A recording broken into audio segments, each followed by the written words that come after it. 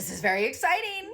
Okay, so there is a secret bridge between you and God, you and your higher self, 3D and 5D, and it is the key to free will, to manifestation, and what people have called magic. And I'm gonna prove it to you through thousands of years of mysticism and mythology and even physics. Okay, so most people say mind versus matter. Wrong.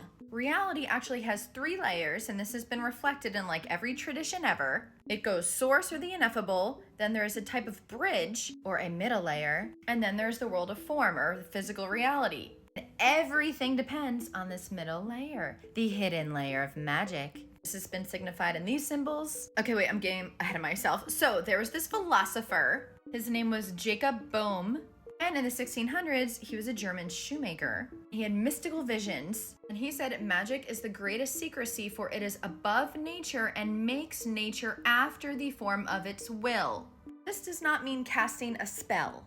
We are not in Hocus Pocus, although I like that movie. This actually means that there is an invisible organizing intelligence that shapes how reality takes form. Now, Boehme said that reality was ternary, not dual. It's not light versus dark, but how the middle layer translates the higher into the physical. The middle layer is where reality decides how to show up. One of my favorite quotes, light does not exist without passing through darkness. This dark field, this dark bridge that has been called like demonic or evil, but it is not. It has been covered with fear for centuries. I've talked about it a lot. And instead of this, we can choose to cover it with more light and understanding. Okay, let me go forward though. We create our own personal heaven or hell.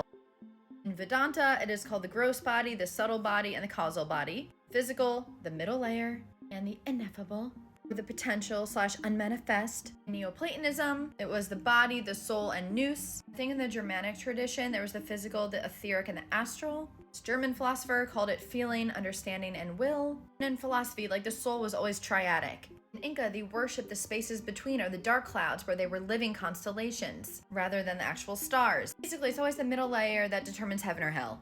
Physics backs this up in a very interesting way with the 3-body problem. Science, the 3-body problem cannot be solved in a simple way. If there are 2 bodies, it makes sense. When there's a 3rd body added, the system becomes nonlinear, creative, unpredictable. Basically, it has free will.